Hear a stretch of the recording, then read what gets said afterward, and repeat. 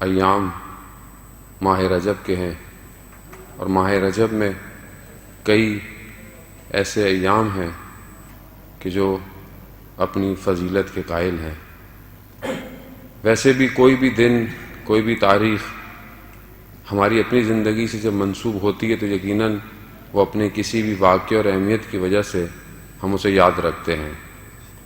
انسان مادی ہے، انسان محدود ہے، خود دنیا بہت محدود ہے، لیکن اس محدود اور اس لمیٹڈ چیز کے اندر پروردگار نے کچھ ایام ایسے رکھے ہیں کہ جس میں اگر ہم کچھ کام کریں تو ہم اس لامحدود زندگی میں خوشحال رہ سکتے ہیں، جس میں ماہ رجب ایک ایسا ایام ہے۔ خداوند متعال کے نزدیک زمانہ کوئی اتنا مہم ظاہراً نہیں ہے کہ خداوند متعال گئے، یہ ہمارے لیے 24 گھنٹے، ہفتہ، پھر مہینہ، پھر سال، لیکن انہی ایام کے اندر کہ جو مادی دنیا ہے جس میں سورج گھوم رہا ہے اور ہمارے لیے ایک زمانہ تعین کر رہا ہے، اسی مادی، اسی محدود کے اندر پروردگار جب کسی ایام کو اپنے آپ سے منسوب کر دیتا ہے تو اس کے اندر برکت ڈال دیتا ہے۔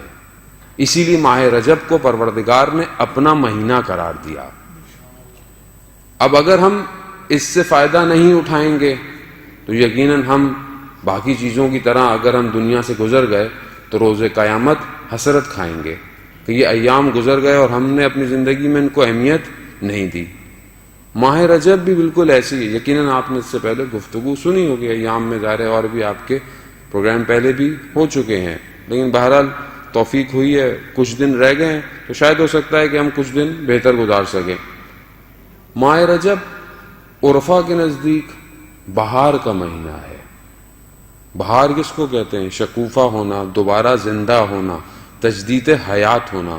جو چیز مرجھا گئی تھی وہ دوبارہ کھلتی ہے، اس کے اندر زندگی آتی ہے۔ عرفہ اس کو بہار کا مہینہ کہتے ہیں۔ کیوں؟ کیونکہ روح کے کھلنے کا مہینہ رجب ہے۔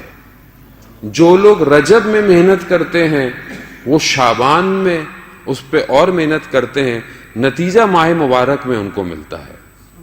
عام زندگی میں کیا ہوتا ہے کہ ہم رجب اور شعبان ہمارے لیے بس کچھ ایام ہیں، ہم اس میں پروگرام کر گزر جاتے ہیں۔ پھر ماہ رمضان آتا ہے، ہم سروں پہ ٹوپیاں پہن لیتے ہیں، مسجدوں کا رخ کر لیتے ہیں، لیکن جیسے ہی مہینہ ختم ہو رہا ہوتا ہے ہمیں اپنی ذات میں اپنے آپ کو کہہ رہا ہوں، خدا نخواستہ آپ کو نہیں کہہ رہا، میری اپنی ذات میں دیکھ تبدیلی نہیں آئی مجھے۔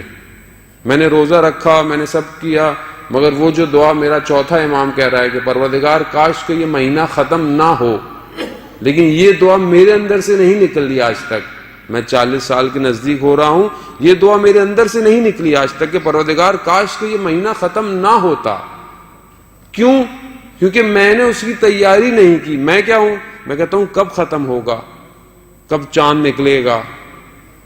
کتنا میرے میں اور سیر ائمہ میں تضاد پایا جا رہا ہے۔ کیوں؟ کیونکہ میں نے ان ایام کو درک نہیں کیا۔ میں اگر ان ایام کو درک کرتا تو پھر ماہ رمضان میں پھل لے کر خداوند متعال کی بارگاہ میں موجود ہوتا۔ اب اس مہینے کے اندر سب سے زیادہ مہم کیا ہے؟ استغفار ہے۔ استغفر اللہ واسأل التوبہ، یعنی توبہ کرو۔ کیا میں واقعاً کر پا رہا ہوں؟ یقیناً زندگی بہت مصروف ہے۔ اب آپ بولے مولانا صاحب ٹائم نہیں ملتا زندگی، آپ کو کیا پتا؟ مولانا صاحب کا تو کوئی کام نہیں ہوتا، کتابیں پڑھتے ہیں یا مجلسیں پڑھتے ہیں، لوگ سارے مصروف ہیں، لوگوں کے پاس سارے مصروف ہیں، تو آپ کو کیا پتا؟ جاب ہے، یہ ہے، وہ ہے۔ خوب دیکھیں ساری چیزیں اپنی جگہ پر ہیں، مگر کیا خداوند متعال نے جب ہمیں خلق کیا تھا کیا وہ نہیں جانتا تھا کہ انسان آگے والا اتنا مصروف ہو جائے گا؟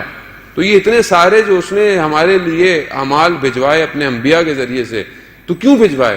یا تو ہمیں نہیں جانتا تھا، یا تو آپ بولے کہ نہیں پروردگار کو نہیں پتا تھا کہ 21ویں سینچری میں اس فاسٹ سیزن میں رہنے والی جگہ میں ہماری زندگی بہت مشغول ہوگی۔